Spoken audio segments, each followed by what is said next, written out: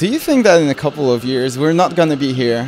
We're going to be in VR at the Forum IAB. Do you see a future like that? That's an interesting question. I think that VR for that case is no different than you watching it in a live stream. I think that if you turned around, the benefit of you seeing the audience would be very little. So, but I think there'll be other experiences. So when we think about sporting events, you know, we could imagine. So have you got a British football team you support? Let's say Manchester City. Manchester City, or even a Polish one, but they would sell a seat, so a VR seat where you would have a camera in the stadium, so they could sell that seat as part of their membership, because then there is the benefit of seeing the crowd, right? Because you're a part of the, you know, the emotion, and you can turn around and see it, as well as having different views on the action that's going on and the multiple views of the cameras that have already been taken. So I think there'll be some things that will replace that kind of personal, or even give you access to maybe where you didn't have access before, and we see it for, you know, people that can't get to things, you know, that are elderly or infirmed or young, and they can still have great experiences. We see it so even for holidays, so we see it kind of as the pre-holiday, so where people have a real difficulty in making that decision. If you put the headset on and they feel like they're there, that's all it takes. It's the push. It's the kind of like I can imagine it, because. Let's hope it doesn't replace the whole thing. No. It's just the preview. Oh yes, I think I'll like this, and then I'm going to book it. So yeah, so that's kind of the kind of final decision making. So that's much more powerful than seeing a brochure, and we've worked with Disney on that as well. So a wonderful example of just standing in Disneyland and Mickey Mouse, Minnie Mouse, and Goofy kind of playing hide and seek as you turn, and it's just 360. Turn around and see them hide amongst themselves. So I think.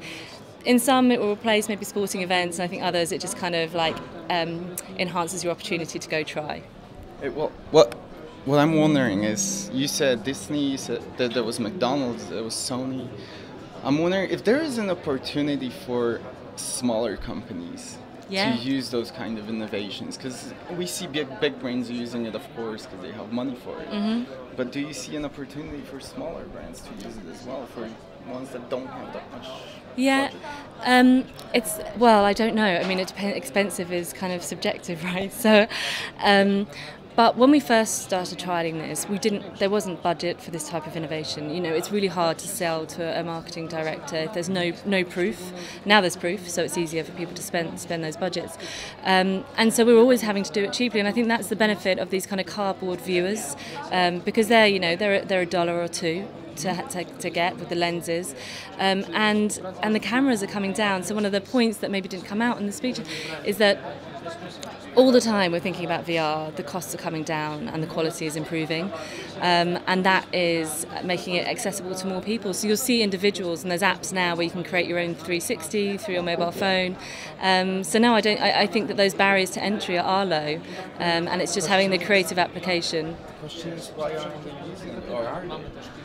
Well, I guess it's why. Like, what are you selling that you would? And I can't think of an example now, but I spoke to somebody during the week, and they were using it for wildlife filming.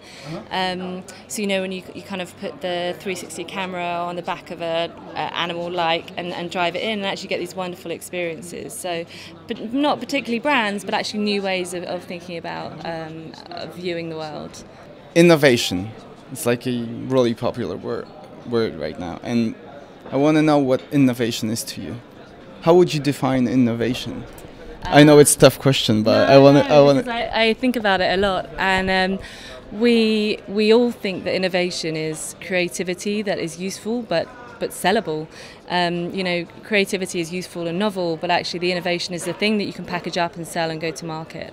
So it's important for us that we are a revenue stream for our clients, that we create new opportunities for them. And it's not just creativity for creativity's sake, and that's a separation between us, between innovation and creativity in our minds. Okay, well, thank you very much. Thank you. I hope we meet here next year. I hope so. Thank you for talking. Thank you very much.